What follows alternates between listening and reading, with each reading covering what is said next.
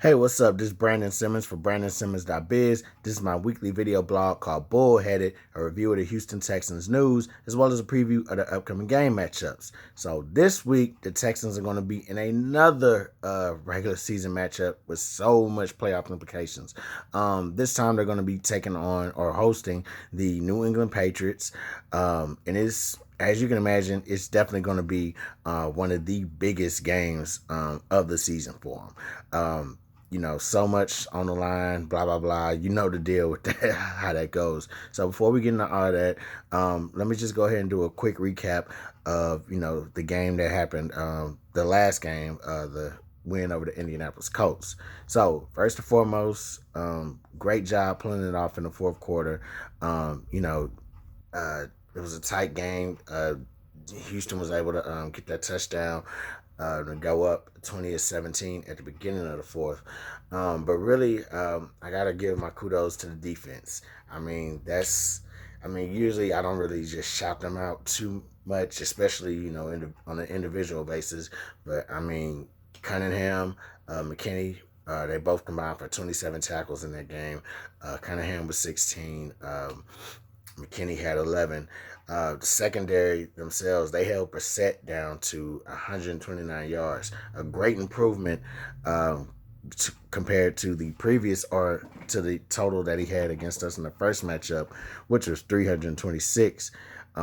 So definitely, of course, no T.Y. Hilton, that kind of made a difference as well. But even then, he didn't even get like half the yardage of what he came close to with his other even with just having his other receivers there. So big ups to them for holding that unit, for holding that down, especially with the injuries that's in that particular defensive backfield unit. Offense, man, just great to see Fuller return to the lineup. I think he had like 7 catches, 140 yards. D Hopkins, D Hop, he had like 6 catches, 94 yards, and 2 touchdowns. Fuller was definitely clutch in the, do I got it right? Third quarter, yes. 2 catches, 2 of the catches that he had actually that was in the third quarter. That actually put us in the Colts territory.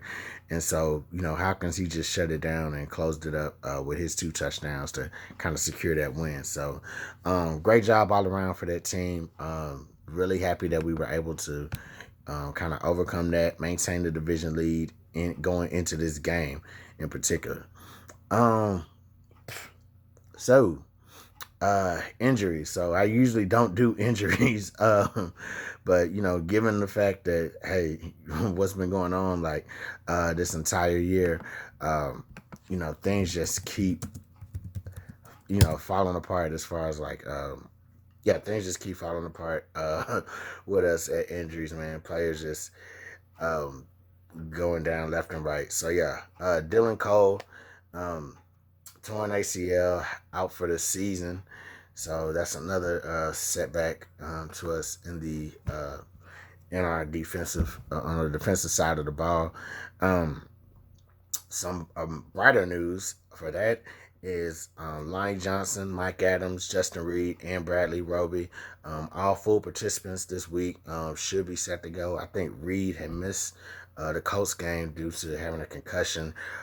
Mike Adams, I think, if I'm not mistaken, weird story was he had got a concussion in pregame warmups. If not him, then it was somebody else. And forgive me if it wasn't him, but really weird injury on how that occurred or whatever, or really weird way to get injured and really weird time to get injured. That almost gave me a concussion when I heard that news. So, good news is he should be back along with Lonnie Johnson, Bradley Roby as well. So pretty much bottom line, our secondary should be, it should be top notch, in shape, ready to go, knock some Patriots players around. So speaking of knocking some players around, let's get into these keys to winning this game. So as I said, man, the Patriots, they still remain number one in the AFC. We are still like number three. as far as like in the AFC, and that's just us holding on to this division lead over the Indianapolis Colts. So it's going to be a tough road finishing out, and hey, one of the big obstacles in our way is obviously the New England Patriots. There's not much to go on the tell of the tape with this team. You know who it is. You know it. You know what they do. Tom Brady, Bill Belichick. That's just a recipe to like try to intimidate a lot of teams. But Texans, they've always stepped up to, believe it or not, they've always stepped up to the challenge of just keeping it competitive with these guys. And so this week is going to be no different. I would say this season is probably the best defense that they've had in a while. So that's going to be the best defense best Patriots defense that Deshaun Watson is pretty much going to face.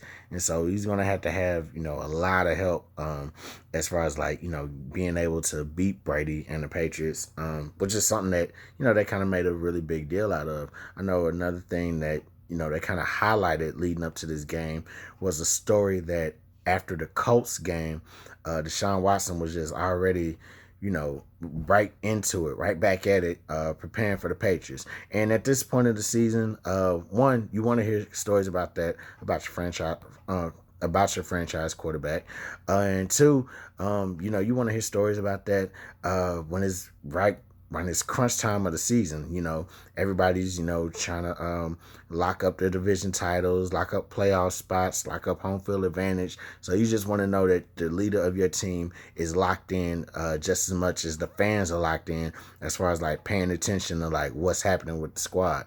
So with that being said, we're gonna go through these there we go. Yeah, I'm gonna go through these three matchups, or these three items that Texans got to do to get a W in this game. First thing they have to do, win the one-on-one matchups with the corners. So Patriots, they've been playing like a lot of man coverage on these receivers. Most recently, they've done it against the Dallas Cowboys, and for the most part, it kind of worked on their number one receiver, on the Cowboys' number one receiver, Amari Cooper, who had 0 catches, who finished the game with 0 catches. His main target that was being placed on him was Stephon Gilmore, who's arguably, or there's probably no argument to it, he is the best cornerback on that Patriots team. And so, he'll cover the best receivers, what I'm saying? He'll, press them, or, just stay really tight to them and just try to disrupt the passes and everything. So he's definitely somebody that you're going to have to watch out for when, kind of getting the ball down the field or putting the ball in the air. Now, what I will say is, I do have faith in a lot of in pretty much all the receivers that are going to touch the field for us. So, DeAndre Hopkins, Will Fuller, Kiki Kuti, if he's healthy. Not really sure. I didn't see him on a report, but Kenny Stills, of course. I definitely have faith in all three of those, at least all 3 or 4 of those guys, and just knowing that they have the big playability in them to win these matchups is going to be really big. So I would definitely say they have to win those one-on-one matchups. Now, they may or may not get double covered, and that's fine, but as long as one of those out of the 4 that I just mentioned win those one-on-one matchups, they'll get open and they'll be able to make a play when needed. So definitely Texans receivers have to win those one-on-one matchups by the corners and the DBs that's covering them. Force the Patriots to run the ball. So kind of looking at the Patriots stats as far as running the ball, they're okay. They've had a few games when they ran for 100 yards, or when they totaled 100 yards rushing as a collective, but they've also had some games where they weren't totaling that much. In fact, against the Ravens, Sony Michel had just 14 yards against them. And, just even before that, like 4 out of the last 5 games, they totaled less than 100 yards rushing. Another game, Michelle had like 33. 33 yards rushing. So with them those numbers could be a little bit misleading because if Michelle's out there, trying to get something started with the run game and it's just not going. Sometimes you can kind of see them like either going to a Rex Burkhead or they can probably just go to a or they can go to James White and start tossing them passes in the flats and whatever. So I would definitely say force them to run the ball. Take away their receivers. They're starting to. Brady's starting to build a little bit of rapport with rookie N'Keal Harry, and I guess the other undrafted rookie Jacoby Myers. But I mean, for the most part, those guys really haven't played a lot. I think they just now started coming on. Muhammad Sanu, I didn't even see if he was healthy the last game, but I didn't really see him participate or do too much. So I would definitely say, just kind of take away that pass. Just take away that passing attack. Brady, uh, he's, he's still Tom Brady, so he might could put some type of numbers up, but it's not the same Tom Brady that we've grown to love to hate. You know what I'm saying? So I would definitely say, force them to run the ball. Kind of just diminish their passing attack as much as you can, and just get them out of their comfort zone as far as like going with a rushing attack or trying to attempt a rushing attack. Last thing that needs to happen, and I said this as flawless on special teams. That's what I have in my notes, but it just needs to be flawless football overall. I didn't even check to see what I put down last year or the last time we played the Patriots, but really, that's just what it has to be. By now, like, who the Patriots are, what they're going to do, and teams still go into games against them, and they still screw it up somehow.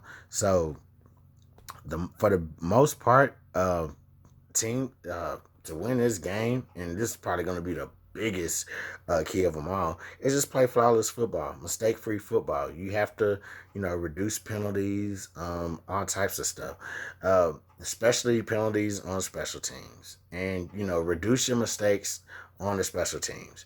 So one of the biggest things that I've noticed with the Patriots is their ability to block punts, particularly by Kelly Slater. So if we're punting the ball at any point in the game, I would definitely kind of make sure like to know where he is, because for some reason he's just able to like just break through, block a punt, and it'll either turn into a touchdown or it'll turn into some excellent field position, which is the last thing that you want to give to Tom Brady and him trying to find Julian Edelman whenever. So definitely just make sure that the mistakes are minimal if you have to make a mistake, but yeah, just make sure that you're able to kind of just avoid that entirely. So just play flawlessly on special teams and just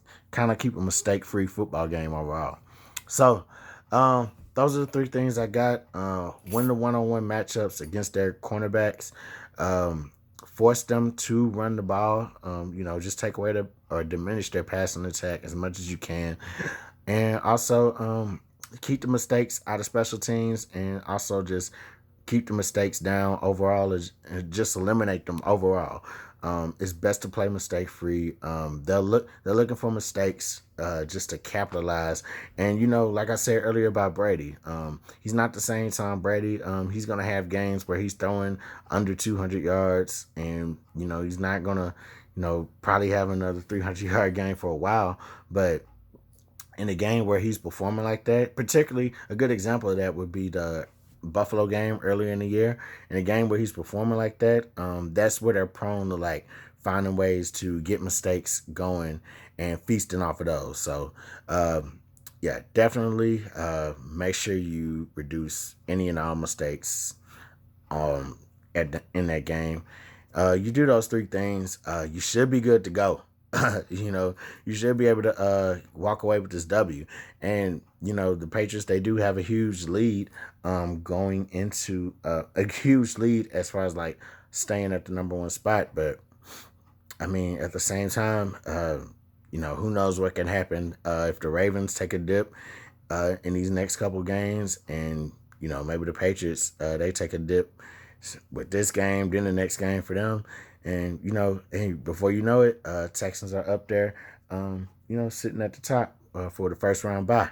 So that's all I got for you today, for this week. I'm Brandon Simmons for BrandonSimmons.biz. Holla Black. Happy Thanksgiving. And y'all drive safe out there. Holla.